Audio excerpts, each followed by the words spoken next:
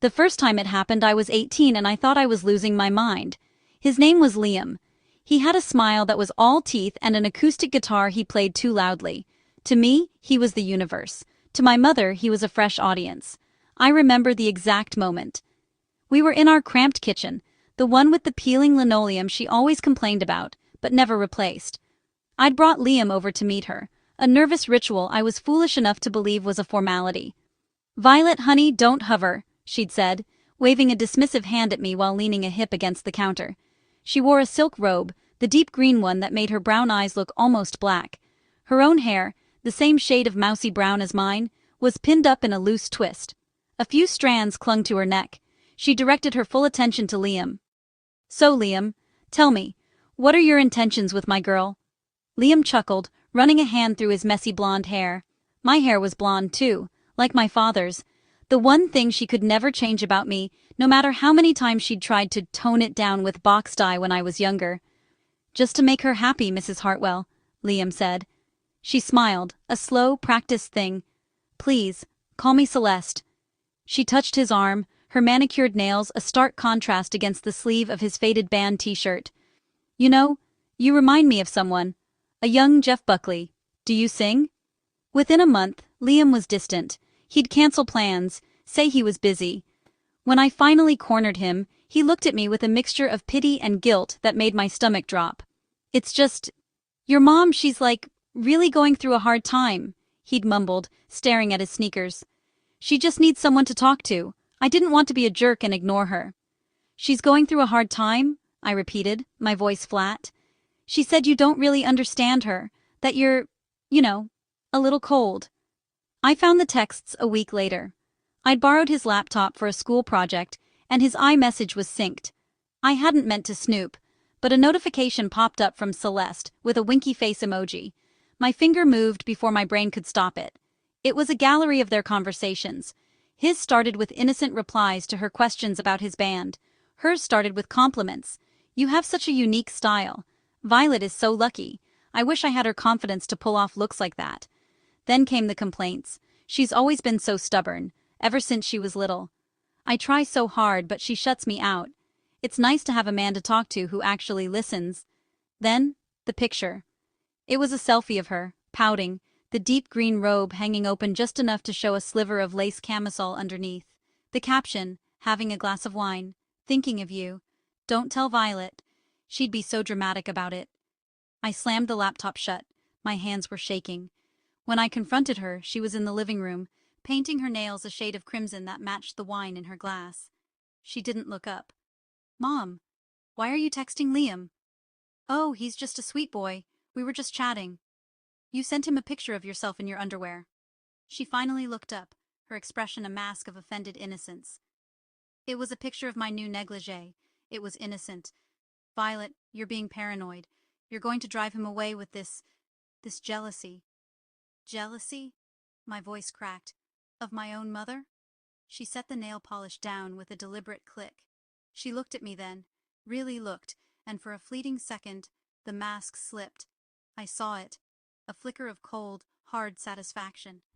Then it was gone, replaced by weary maternal disappointment. "Honey, if he can be stolen, he was never yours to begin with.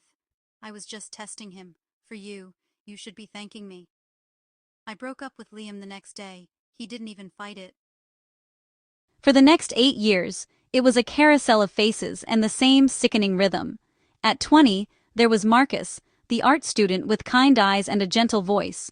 Within weeks, my mother was modeling for him, draping herself across our frayed velvet couch in outfits that grew increasingly sheer. He started coming over when he knew I'd be at work. He told me it was just to sketch, and that she was a fascinating subject. I found a charcoal drawing in his portfolio, not of her face, but of the curve of her hip, the shadow beneath her breast. I ended it that night. At 22, there was James, a guy I met at a coffee shop. He was stable, an accountant. Boring, I'd thought. Safe. My mother, it turned out, found him grounding. She'd invite him over for dinner when I was running late, and I'd walk in to find them laughing at the kitchen island, a half-empty bottle of wine between them. He started texting her about his day. She'd reply with voice notes, her voice a low, conspiratorial purr. When I asked him to stop, he said, "She's just being friendly, you're the one making it weird." I told him I couldn't compete with my mother for my own boyfriend's attention. He looked at me like I was insane. The worst was Ethan. I was 24. I'd waited 6 months to introduce him, hoping, stupidly, that maybe this time would be different. Maybe I'd finally found one who was immune. He was a high school history teacher. Smart, principled. I thought his sense of right and wrong would be a shield. It wasn't. It started subtly. She'd coincidentally show up at the same wine bar we were at. She'd forget her wallet. Ethan, being a gentleman, would pay. Then it was a shared interest in historical biographies. She'd bought the same book he was reading and wanted to discuss it. Then it was her car troubles, which always seemed to happen when I was working a late shift. He'd go over to help and I'd come home to find her offering him a beer on the back porch, her bare feet propped up on the railing next to his. The final straw was a Thursday night. Ethan was supposed to be coming over to my apartment. At 8 he texted, "Hey, running a little late. Your mom called, her water heater burst, place is flooding, gonna help her out." I drove straight to her house. I parked down the street. Through the living room window I could see them. They were sitting on the couch, 2 glasses of wine in hand. The television was on. There was no flood. There was no water. There was just her, leaning into him, her hand on his knee, her head tilted back in a laugh that I could hear even from the street. I didn't go in. I just sat in my car, watched for 10 minutes, and felt something inside me calcify. I texted him back, "Don't worry about it, we're done." He called me 17 times. I didn't answer. She called me once. I didn't answer that either. After Ethan, the anger went cold. It stopped being a burning thing in my chest and turned into something else. Something strategic. I wasn't going to let her do this to me anymore. I wasn't going to hand her another man to devour. I was 26, living in a small but quiet apartment I'd finally saved enough for, with 2 potted plants that were still alive, and a cat who hated everyone. My love life was a desert. I'd built it that way. And my mother, sensing the well had run dry, had started a new campaign. She'd call me, her voice dripping with faux concern. "I'm just so worried about you, honey. You're 26. Don't you want to settle down? Find someone nice? I saw Dr. Karen's son is single. He's a bit short, but you can't be picky at your age." She wasn't worried. She was bored. Her favorite game had been taken away, and she was trying to goad me into playing again. So I decided to give her a new game to play, one I'd rigged from the start. "So let me get this straight," my friend Maya said, her voice a low hum of disbelief through the speakerphone. She was the only one who knew the full history. She'd witnessed the Liam incident firsthand, walking in on my mom consoling him in the backyard while I cried in my room. Maya had hated Celeste with a laser focus ever since. "You want me to ask my cousin's boyfriend's ridiculously hot, struggling actor friend to pretend to be your boyfriend, so your narcissistic mom can try to steal him and then you can—" "What? Expose her?" "Exactly," I said, pacing my small living room. My cat Socrates watched me from the armchair, unimpressed. "Violet, that's insane. That's the most insane, brilliant, potentially catastrophic plan you've ever had." "I know." I stopped pacing. "But I can't live like this anymore. Every time I even think about dating someone new, I get this pit in my stomach. I see her face, I hear her voice. I can't let her win, Maya. I can't let her have that power over me forever." Maya was quiet for a moment. "Okay, what's the endgame? You just want to catch her in the act? We already know she does it." "I want to do it on my terms. I want to control the narrative for once. I want to prove that it's not about the guy. It's not about some magical allure she has. It's a pattern. It's a sickness.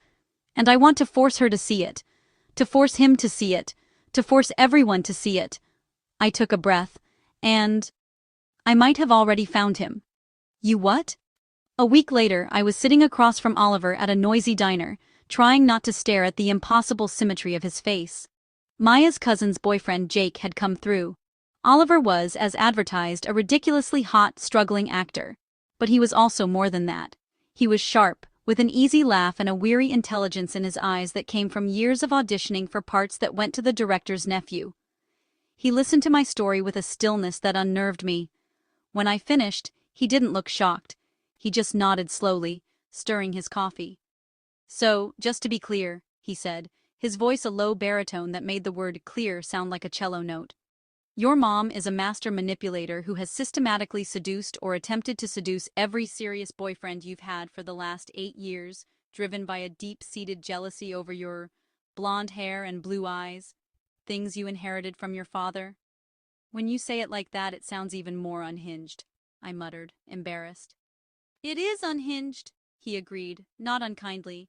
He leaned back in the booth, crossing his arms. The movement made the thin fabric of his Henley stretch across his shoulders. What do you need me to do? My heart hammered against my ribs. I hadn't expected him to say yes. I need you to be irresistible, I said, forcing myself to meet his gaze. Charming, attentive, a little bit mysterious. I'll bring you to a family dinner. My grandmother's birthday is next month. It'll be me, my mom, my grandma, and a few aunts. A captive audience. She'll circle you like a shark. I need you to let her. Flirt back. Get her number. Text her. He raised an eyebrow. And then? Then, when she makes her move, and she will, we have a conversation. All of us. With proof. He was quiet for a long moment. I braced myself for him to stand up and walk out, to call me a psycho, to tell me I needed therapy, not a co-conspirator. Instead, he said, "What's the hourly rate?" I blinked. What? I'm a professional, Violet. My rates are usually higher for corporate events, but for psychological warfare against a narcissistic mother, I'll give you a family discount. A startled laugh burst out of me. It was the first genuine, untainted laugh I'd had in months. The family dinner was at my grandmother's house, a sprawling ranch-style home that smelled of pot roast and lemon furniture polish. I'd told my mom I was bringing someone. The excitement in her voice had been palpable, a predator's anticipation. "Oh, finally! I was starting to think you'd given up, honey. What's his name? What does he do?" "Oliver. He's an actor," I said, keeping my voice bland. "An actor," she'd repeated, drawing out the word. "How exciting!" When we walked in, the effect was immediate. I watched her clock him from across the room, the way he filled out a simple navy sweater, the way his hair curled just a little too long over his collar, the way he placed a gentle, proprietary hand on the small of my back. Her eyes, that same shade of brown as mine, narrowed for a fraction of a second before she deployed the smile. "You must be Oliver." She glided over, her hand extended. She was wearing a cream-colored blouse with the top 2 buttons undone, her brown hair loose and glossy around her shoulders. "I'm Celeste, Violet's mother. I feel like I already know you. She's told me so much." Oliver took her hand, holding it a beat longer than necessary. "All good things, I hope." He smiled, and it was the one we'd practiced. The slow, charming one that made his eyes crinkle. "She didn't mention how stunning her mother is. The family resemblance is there, but you two are strikingly different." I saw it land. A flicker of something dark and pleased in her expression. She glanced at me, then back at him, her gaze lingering on my blonde hair, my blue eyes. The difference he'd pointed out was exactly what she hated. "Oh, you charmer," she said, giving his arm a squeeze. "Come, let me get you a drink. We have to hear all about this acting career. It must be so fascinating." The evening unfolded like a play we'd rehearsed.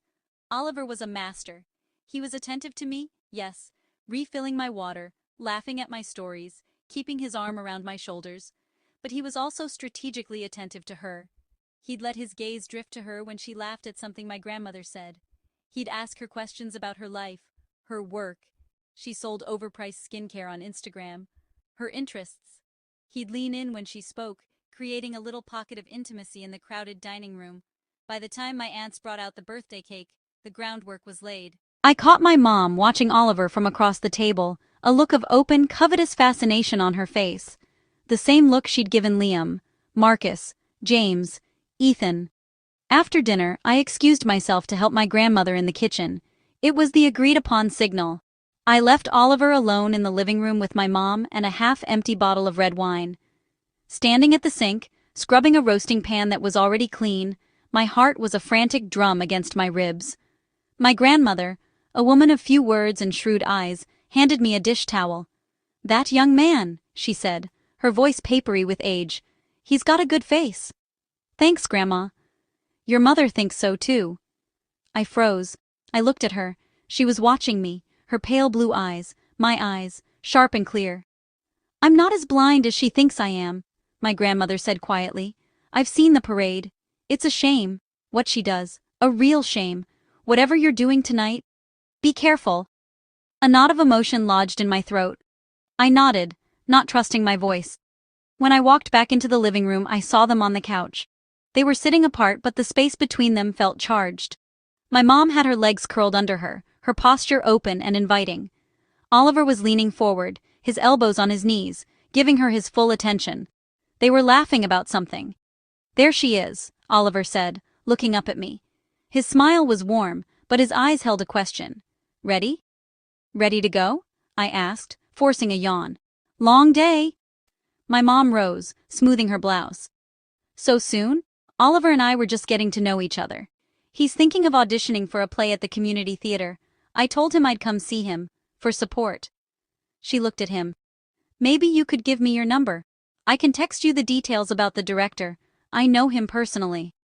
It was so blatant, so devoid of shame, that I felt a cold rage settle in my stomach. She wasn't even trying to hide it anymore. "Sure," Oliver said easily, pulling out his phone. "That'd be great." They exchanged numbers right there in front of me. My mom's fingers brushed his as she handed his phone back. She gave me a look then, a small, triumphant smirk that said, "See? It's happening again, and there's nothing you can do about it." I smiled back, a real smile. "Okay, Mom, sounds good." For 3 weeks the trap tightened. Oliver played his role to perfection. He sent me screenshots of every interaction. At first, they were innocent. "Hey, just got that director's info. Thanks again for the connection." She'd reply within seconds. "Of course. Hope it goes well. You'd be perfect for the part. You have such a commanding presence on stage, I can just tell." Then they escalated. "You're so sweet, Celeste. Violet's lucky to have a mom who's so supportive." Her reply, "I try to be. It's hard sometimes. She's so independent. Doesn't really need me anymore. It's nice to feel needed, you know?" Then the complaints about me began. The same script, recycled. "She can be so distant. I just want to be close to her. Maybe you can help me understand her?" The selfies followed. This time, not in a robe, but in a low-cut top, a caption that read, "Out with friends. Wish you were here. This wine is terrible without good conversation." Then, last night, the message we'd been waiting for came in at 11:47 p.m. "I know this is forward, but I can't stop thinking about you. You're nothing like the other guys she's brought around. You're different. I feel like we have a real connection. One I haven't felt in a long time. Don't tell Violet. She wouldn't understand. Can I see you? Just us?" Oliver had replied with, "When and where?" They'd agreed to meet at a wine bar on a Friday night, a place she knew I'd never go to because it was too stuffy. I sent a text to my grandmother and my 2 aunts, the ones who'd been at the birthday dinner, the ones who'd seen Oliver and my mom's interaction. "I need you to meet me at Bar Vin on 5th at 7:30. It's important. Please, I'll explain everything." My Aunt Carol replied first, "What's going on? Are you okay?" My Aunt Sarah replied with a simple, "We'll be there." My grandmother just sent a thumbs-up emoji. At 7:15, I was sitting in my car across the street from Bar Vin, my hands clammy on the steering wheel. I watched my mom walk in, dressed in a tight black dress, her hair curled, her makeup flawless. She looked like she was going on a first date. In a way, she was. Oliver was already inside. I'd given him a small recording device earlier, a keychain recorder I'd bought online. He'd slipped it into the breast pocket of his jacket. He'd texted me, "Showtime." At 7:28, I saw my grandmother's car pull into the lot. My aunts were with her. I got out of my car and walked over to them. Their faces were a mixture of confusion and concern. "Violet, what is this about?" Aunt Carol asked, her hand on her purse like she was ready to defend herself. "You're scaring us." I took a deep breath. "Just come with me. Please. Stay quiet. Watch." We walked into Bar Vin. It was a dimly lit, intimate place. I spotted them immediately. They were in a corner booth. My mom was leaning forward, her hand resting on Oliver's forearm. She was laughing, her head tilted back, exposing the line of her throat. Oliver was nodding, a slight smile on his face, playing his part. I walked straight to the booth. My aunts and grandmother followed in a tight cluster behind me. My mom saw me first. The color drained from her face, then rushed back in a hot defensive flush. Her hand snapped back from Oliver's arm. "Violet," she said, her voice sharp, "what are you doing here?" "I could ask you the same thing, Mom." My voice was steady. I was surprised. I felt no tremor, no fear, just a cold, righteous fury. We were just, she started. Having a drink, I finished. Discussing your connection? I looked at Oliver. He gave me a barely perceptible nod, his hand going to his jacket pocket. My mom's eyes darted between me, Oliver, and the trio of women standing behind me. Her family, her audience. I don't know what he told you, she said quickly, her voice gaining a desperate, defensive edge. He's been messaging me. It was innocent at first, but then he got suggestive. I was just trying to see what kind of man he really was. For you. I was testing him. I laughed. It was a hollow, ugly sound. Testing him? Like you tested Liam and Marcus and James and Ethan? I pulled out my phone, my thumb already navigating to the folder of screenshots Oliver had sent me. Is this what testing looks like? I turned my phone to face my aunts and grandmother. I scrolled. The selfies, the complaints about me, the late-night texts. I feel like we have a real connection. Can I see you? Just us? Aunt Carol gasped. Aunt Sarah's mouth formed a perfect horrified O. My grandmother's face turned to stone. He's been sending you these? My mom said, her voice shrill now, grasping. He's been showing you our private conversations? He's the manipulator. He set me up. No, Mom, I said, my voice dropping to a whisper. I set you up. The silence that followed was absolute. The low jazz music from the bar's speakers seemed to fade away. Oliver is an actor, I said, enunciating each word. I hired him to be my boyfriend, because I knew that if I brought home a handsome, charming man, you wouldn't be able to resist, just like you couldn't resist any of the others. I needed proof. Proof that it wasn't just in my head. Proof that my own mother has spent 8 years systematically trying to destroy my relationships. My mom stared at me, her face a war zone of emotions. Shock. Rage. But underneath it, I saw it again, that flicker of cold, hard satisfaction. This time, it was tinged with fear. You're insane, she breathed. You're a sick, jealous, paranoid little girl. How dare you humiliate me like this? Humiliate you? I felt the tears prick my eyes, but I refused to let them fall. You texted my boyfriends. You sent them pictures in your lingerie. You told them I was cold, that I didn't understand you. You painted me as the problem so you could slide into the role of the desirable, sympathetic woman. You did this, for 8 years, because I have blonde hair and blue eyes like Dad? Because you couldn't stand that I looked like the woman he left you for? The words hung in the air, ugly and raw. It was the thing we'd never, ever talked about. My father had left when I was 3 for a woman who was my mother's physical opposite, tall, blonde, blue-eyed. My mother had spent the next 23 years nursing that wound, and I had been the living, breathing reminder of it. Her face crumpled, not into remorse, but into a mask of wounded fury. You have no idea what you're talking about. You have no idea what I sacrificed for you. You sacrificed my peace of mind, I said, my voice finally breaking. You sacrificed my trust. You sacrificed every relationship I tried to build, because you were so bitter and jealous that you couldn't stand to see me have something you didn't. Aunt Carol stepped forward, her face pale. Celeste, is this true? All of it? My mom looked at her sister, and for a moment, she seemed to shrink. The grand, dramatic persona deflated. She's exaggerating. She's always been so dramatic. I have screenshots of 8 years' worth of texts, Mom, from 4 different guys. I'm not exaggerating anything. Oliver quietly slid out of the booth. He gave me a look, a silent question. Do you need me to stay? I gave a tiny shake of my head. He nodded once, then slipped away, disappearing into the dim light of the bar. The hired gun, his job done. My mom watched him go, and I saw the final, pathetic realization dawn on her. She had been played, not by some unsuspecting boyfriend she'd charmed away from her naive daughter. She'd been played by me. My grandmother, who hadn't said a word since we walked in, finally spoke. Her voice was quiet, but it cut through the tension like a blade. Celeste, go home. My mom looked at her, a plea in her eyes. Mom. No. My grandmother's voice hardened. I have watched you do this for years. I have watched you chip away at that girl's spirit since she was a child. I told myself it was your grief, your anger at your ex-husband. But this?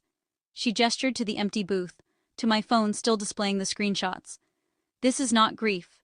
This is cruelty. You are a cruel woman, Celeste, and you have humiliated yourself. Now, go home." My mom sat there for a long moment, frozen. Then, she slowly rose from the booth. She gathered her purse, her jacket. As she passed me, she stopped. She looked at me, and for a second, I thought I saw a crack in the armor, a flicker of something that might have been shame. But then she leaned in, her voice a venomous whisper meant only for me. "You think you've won something here? You're alone. You're 26 years old, and you had to hire a man to be with you. That's not a victory, Violet. That's the saddest thing I've ever heard." She walked out. The door swung shut behind her with a soft, final click. I stood in the middle of the wine bar, the silence ringing in my ears. My aunts were murmuring. My grandmother was looking at me with an expression I couldn't decipher. I felt hollowed out, scraped clean. Aunt Sarah was the first to move. She wrapped her arms around me, pulling me into a tight hug. "Oh, sweetheart," she whispered. "I'm so sorry." Aunt Carol joined a moment later, her hand rubbing my back in small, comforting circles. "We had no idea it was this bad. She always made it sound like you were just difficult." "She's a master at that," I said, my voice muffled in Aunt Sarah's shoulder. My grandmother stepped forward. She reached out and took my face in her hands, her papery skin cool against my cheeks. She looked into my eyes, her gaze unwavering. "You did what you had to do," she said. "It was a desperate thing, and it was a brave thing. Don't ever let anyone tell you different." A tear finally slipped down my cheek. She brushed it away with her thumb. "Now," she said, her voice brisk. "Let's get you home. We'll order pizza. You can tell me about this actor. Was he any good?" I let out a wet, shaky laugh. "He was excellent, Grandma." "Good. Then you got your money's worth." That night, in my quiet apartment with Socrates purring on my lap, I got a text from Oliver. "Just wanted to say you were incredible. I've done a lot of scenes, but that was the most real thing I've ever witnessed. I hope you're okay. If you ever need a fake boyfriend again, I'm your guy. But I hope you don't." I smiled, a small, tired thing. I typed back, "Thank you. For everything. I hope I don't either." A few days later, I got a call from my grandmother. "Your mother is telling everyone you had a breakdown, that you hired a man to try to trick her because you're unstable." I closed my eyes. "I know." "Well," my grandmother said, a new steel-edged tone in her voice, "I've been doing some correcting. I've been sending those screenshots you showed us to a few key people. Her sister, her book club friends, her Pilates instructor, the ones she's been lying to about you for years." I was stunned. "Grandma, you didn't have to do that." "Yes, I did. She spent your whole life crafting a narrative where she's the long-suffering single mother, and you're the ungrateful, cold-hearted daughter. It's time the truth had a seat at the table. A woman like that only understands one thing: consequences." I didn't know what to say. For so long I'd felt so alone in this, like I was the only one who saw the monster behind the mask. "Thank you," I whispered. "Don't thank me yet. I'm not done. I'm rewriting her out of my will. That money is going to you. Consider it back pay for the therapy you're going to need." I laughed then, a real laugh, one that felt like it was cracking open something that had been sealed shut for a very long time. The weeks that followed were strange. My mom stopped calling. The family rumor mill churned, but the narrative had shifted. People who'd given me pitying looks for years now looked at me with something like respect. Or maybe it was just the relief of understanding. I started seeing a therapist, a no-nonsense woman named Dr. Evans, who listened to my 8-year saga with a calm, clinical focus. When I finished, she just said, "That's a profound betrayal. How are you feeling now?" "Empty," I said. "But in a good way? Like I finally threw up something that was poisoning me." She nodded. "That's one way to put it." It's been 6 months since that night at Bar Vin. I haven't spoken to my mother. She's tried to reach out, a few texts, a voicemail that started with, "I forgive you for what you did," and devolved into a litany of my failings. I deleted them without listening to the end. I'm not ready to date yet. Maybe I will be someday. But for now, I'm learning what it feels like to exist without her shadow looming over every interaction. I'm learning that not everyone has an ulterior motive. I'm learning that my value isn't tied to who wants to be with me, or who my mother wants to take from me. I still think about the plan sometimes. The sheer audacity of it. Maya calls it my villain origin story. I call it the day I stopped being a victim and became the author of my own life. And as for Oliver, we still text sometimes. He got a small part in an off-Broadway play. I went to see him. Afterwards, we got coffee. It wasn't a date. It was just two people who'd been through something bizarre together, sitting across from each other, laughing about it. He looked at me over his cup, his eyes warm.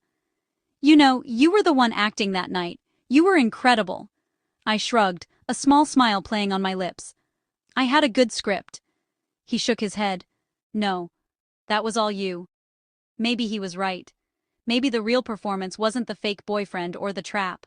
Maybe it was the 26 years I spent pretending my mother's betrayal didn't slice me open every single time. The night I finally stopped pretending, that was the only role I was ever meant to play. It wasn't a victory, my mother had said. It was the saddest thing she'd ever heard. But she was wrong. It was the bravest thing I'd ever done, and I'd do it again in a heartbeat. Because some women give birth to daughters they see as competitors, and some daughters learn to fight back. This one did.